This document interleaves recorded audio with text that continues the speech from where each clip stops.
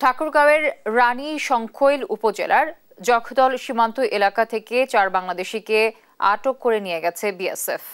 বুধবার ভোরে তারা ভারত থেকে বাংলাদেশে প্রবেশের চেষ্টা করলে ভারতের 184 বিএসএফ ব্যাটালিয়ন তাদের আটক করে।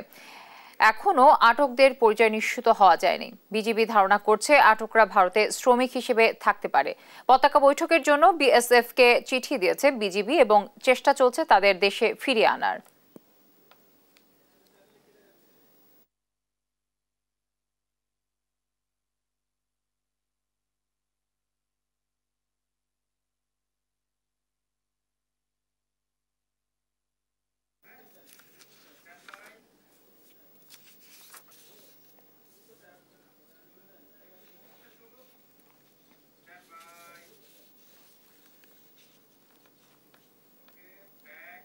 ঠাকুরগাঁও সীমান্ত থেকে 4 বাংলাদেশিকে ধরে নিয়ে যাওয়ার বিষয়ে আরো জানাতে যুক্ত হচ্ছেন সহকর্মী শাকিল আহমেদ। শাকিল, কেন বাংলাদেশিদের নিয়ে গেছে বিএসএফ, কি তথ্য রয়েছে আপনার কাছে নিয়ে?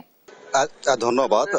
আমি একটু জানাতে চাই যে আজ ভোর 5:30টার দিকে ঠাকুরগাঁও জেলার রানীশংকুল উপজেলার কাশীপুর যে ইউনিয়ন রয়েছে সেই ইউনিয়নের জগদল সীমান্তের ওপার থেকে, এক কথায় বলতে গেলে ভারতের অভ্যন্তর থেকে 4 জন বাংলাদেশি নাগরিককে ধরে নিয়ে গেছে ভারতীয় সীমান্তরক্ষী বাহিনী। তো আজকে বিকালে এই বিষয়ে সীমান্ত এলাকার শূন্য রেখায় পতাকা বৈঠক অনুষ্ঠিত হওয়ার কথা ছিল। তো আমরা কিছুক্ষণ আগে ঠাকুরগাঁও 50 বিজিবির সাথে যোগাযোগ করলাম। তারা যেমনটি আমাদের জানিয়েছেন যে এখন পর্যন্ত পতাকা বৈঠকটি অনুষ্ঠিত হয়নি। তো পতাকা বৈঠকটি অনুষ্ঠিত হলে সেখানে তারা এই আটক 4 জনের পরিচয় জানতে পারবেন, যা আসলে তারা কারা।